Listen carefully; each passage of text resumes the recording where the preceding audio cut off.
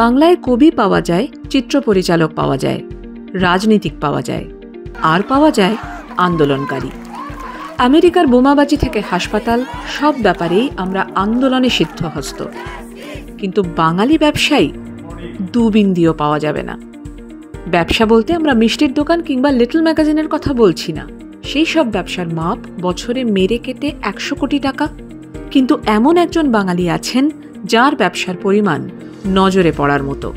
ছোটবেলা থেকেই আমাদের একটা ব্যবসায়ী বিরোধী মনোভাব তৈরি করা হয়। আমাদের শেখানো হয় লেখাপড়া করে যে গাড়ি ঘোড়া চড়ে সে, বলা হয় না বেচা কেনা করে যে গাড়ি ঘোড়া চড়ে সে। এমনকি স্বয়ং মা লক্ষ্মীর পুজোর দিনেও আমরা কালী পুজো করি। কোজাগরীর নামে লক্ষ্মীকে ঠেলে দেওয়া হয়েছে এক অনাবৃত কোণে। ব্যতিক্রম একজন আছেন যিনি মুদির দোকান চালান না। সঞ্জীব গোয়েঙ্কা, রবি মোদির মতো বড় পরিসরে কারবার চালান।